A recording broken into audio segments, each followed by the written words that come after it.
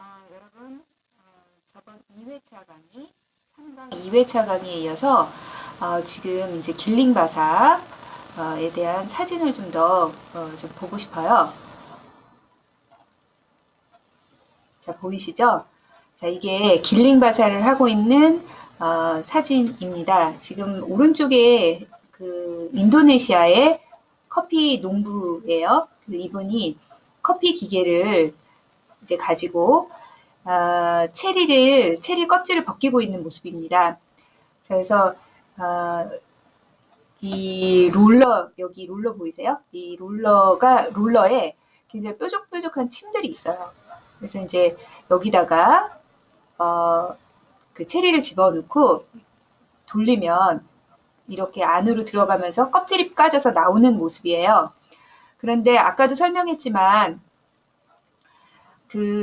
이제 길링바사의 경우는 수분이 약 한 25%에서 30% 정도 될 때 탈곡을 시작한다 그랬어요. 그래서 이제 왼쪽에 있는 사진을 보면 그 원두의 모양이 좀 찌그러져 있거나 아니면 이렇게 갈라져 있거나 뭐 이런 것들을 볼 수가 있는데, 가공하는 과정 가운데서 수분을 약 11에서 12%까지 이제 그 체리가 어느 정도 그렇게 마를 때까지 놔두는 게 아니라 25%에서 35%가 되면 바로 이제 탈곡을 시작했기 때문에 무른 상태에서, 그러니까 젖어 있는 상태에서 훨씬 수분기가 많은 상태에서 탈곡이 되다 보면 이제 찢어지기도 하고 뭐 모양이 틀어지기도 하고 이런다라는 아까 설명을 했는데, 그거에 대한 사진을 여러분들이 눈으로 확인하면서 사진을 보시면서 좀 이해를 하셨으면 좋을 것 같아요. 자, 다음은 여러분 어떤 내용이냐면 그 허니 방식으로 가공한 커피, 내추럴로 가공한 커피, 그리고 워시드로 가공한 커피, 이렇게 가공 방식을 달리함에 따라서 색깔도 달라지고 또 모양도 살짝 달라지는 것들을 우리가 사진을 통해서 확인하실 수가 있어요. 자, 여기 보시면 맨 뒤쪽에 왼쪽부터 골드 허니, 이게 이제 옐로우 허니죠. 레드 허니, 블랙 허니, 내추럴로 가공, 그리고 여기는 풀리 워시드, 아예 워시드 가공, 그리고 옐로우 허니, 골드 허니라고 비슷한 개념인데 살짝 과육의 잔량이 조금 다른데, 골드 허니가 조금 더 많고 옐로우 허니가 다르지만 조금 더 적지만 사실은 비슷한 개념으로 쓰이고 있어요. 자, 그래서 그거에 따라서 지금 파치먼트의 색깔이 좀 다른 것을 볼 수가 있습니다. 물론 맛과 향도 많이 달라지는 것을 우리가 마셔보면서 경험할 수 있는데, 아쉽지만 지금 맛을 보면서 경험하지 못하는 게 좀 안타깝죠. 자, 그 다음은 건조입니다. 자, 건조는요, 가공 과정을 거치고 나면 건조를 통해서 최종적으로 파치먼트 그리고 생두를 얻게 되는데요. 말씀드렸던 것처럼 수분율을 약 11에서 12%까지 떨어뜨리는 그런 그 작업이라고 볼 수가 있습니다. 그래서 미생물의 활성도를 최소화시켜서 생두가 그 어떤 생두의 변질이 있을 수가 있어요. 너무 수분이 많다라고 하면 미생물이 살아갈 수 있는 어떤 환경을 조성해 주는 거죠. 그러다 보니까 변질이 될 수가 있는데, 이런 변질을 막기 위해서는 건조 과정을 꼭 거쳐야 되는 것입니다. 자, 그런데 이 건조 과정은 장소에 따른 분류와 그리고 또 방식에 따른 분류, 이렇게 두 가지로 나눠볼 수가 있습니다. 그거에 대해서 좀 자세하게 설명을 드릴게요.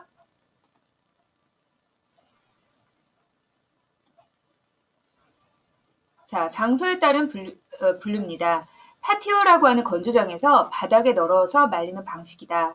파티오라고 하는 것은 뭐냐? 파티오는 엄청나게 넓은 그런 콘크리트나 벽돌 흙으로 만들어진 공간이라고 보시면 돼요. 중미 커피 생산국에서 주로 사용하고요. 가장 손쉽게 많은 양의 커피를 생산할 수 있다는 장점이 있고요. 그리고 건조장 바닥 그 재질에 의해서 향미나 오염이 발생할 수 있다는 단점도 있습니다. 그리고 자주 뒤집어지지 않으면 땅과 공기 중의 온도 차이로 인해서 변질이 생길 수가 있다는 얘기예요. 무슨 얘기냐면 커피를 널어 놓잖아요. 그러면 커피가 넓은 땅에 쫙 뿌려지게 된다 하더라도 그 땅과 맞닿아져 있는 그런 체리나 또는 파치먼트, 아니면 그 위층에, 그러니까 켜켜이 쌓이다 보니까 그 위층에 있는 또 파치먼트나 그리고 체리가 있어요. 그런 아이들은 자주 뒤집어주지 않잖아요. 그러면 밑에 있는 애들은 땅과 맞닿아서 어떤 그 오염이 생긴다거나 썩을 수도 있고요. 위에 있는 애들은 너무 그 햇빛에 강하게 노출이 되기 때문에 그 수분율이 수분이 많이 날아가는 현상들을 볼 수가 있습니다. 그걸 방지하기 위해서 이렇게 가래처럼 생긴 것들을 가지고 계속해서 뒤집어주는 작업을 농부들이 합니다. 자, 여기 보시면 그 장소에 따른 분류로 왼쪽에는 커다란 파티오죠. 네, 이 파티오에 그 체리 자체가 널려져 있는 그런 모습입니다. 그러니까 이거는 내추럴, 즉 자연 건조 방식으로 해서 지금 가공이 이루어지고 있는 모습이고요. 오른쪽 사진 보세요. 그러면 농부가 가래처럼 생긴 걸 가지고 뒤집어주는 과정이에요. 그러니까 밑에 있는 체리나 파치먼트를 위로, 또 위에 있는 것을 밑으로 계속해서 지금 이렇게 고르게 건조될 수 있도록 그 작업을 해주고 있어요. 그러니 사실 커피가요, 한 알이 소중해요. 하나를 만들어내기 위해서 엄청난 그 노동과 그리고 피와 땀이 들어가는 그런 농산물이 아닐 수가 없습니다. 그러니까 한 잔을 대할 때 너무 귀중하고 감사한 마음으로 마시지 않을 수가 없는 거죠. 자, 이것도 이제 장소에 의한 분류인데요. 이것은 파티오가 아니라 아프리칸 베드라고 불리는 그물 침대 같은 것이에요. 자, 여기에 그 파티오와는 달리 좀 더 통풍이 잘 될 수가 있어요. 자, 보세요. 왼쪽의 사진을 보시면 그물처럼 생긴 것이 있어서 위에서도 바람이 통하고요. 옆에서도 바람이 통하고 밑으로도 바람이 통하죠. 그러니까 파티오보다는 오염이 생길 수 있는 확률이 좀 적다고 볼 수가 있어요. 그런데 이거는 아무래도 파티오와는 달리 좀 더 경제적으로 여유가 있는 농부들만 사용할 수 있습니다. 왜냐하면 이런 아프리칸 베드, 그물 침대를 다 만들어야 되기 때문이죠. 구매도 해야 되고. 그러다 보니까 아주 쉽게 사용하지는 못하는 것 같아요. 사용하지 못하는 농부들도 있더라고요. 자, 그 다음에는 이제 방식에 의한 분류입니다. 천일 건조, 햇빛에 놓고 말리는 방식, 햇빛에 놓고 건조하는 방식, 뭐 이렇게 부를 수 있는데, 햇빛을 이용해서 자연스럽게 건조하는 방식, 가장 오랫동안 사용되어 왔고요. 일조량, 습도 등 환경적인 요건이 잘 맞는 곳에서 주로 사용합니다. 갑자기 말리고 있다 비가 내리면 어떻게 될까요? 1년 농사가 완전히 다 망가지게 되는 것이죠. 그것은 곧 이제 농부들의 경우는 경제적인 부분하고도 직결이 되기 때문에 천일 건조는 아주 환경이 잘 맞는 곳에서만 사용할 수가 있습니다. 파티오, 아프리칸 베드 모두 천일 건조가 기본이고요. 그리고 내추럴 워시드, 펄프드 내추럴, 뭐 허니 방식, 세미 워시드 방식 모든 건조가 천일 건조로 가공이 됩니다. 다음은 기계 건조예요. 대량 생산된 커피를 보다 빠르게 건조시켜야 하는 경우에 사용합니다.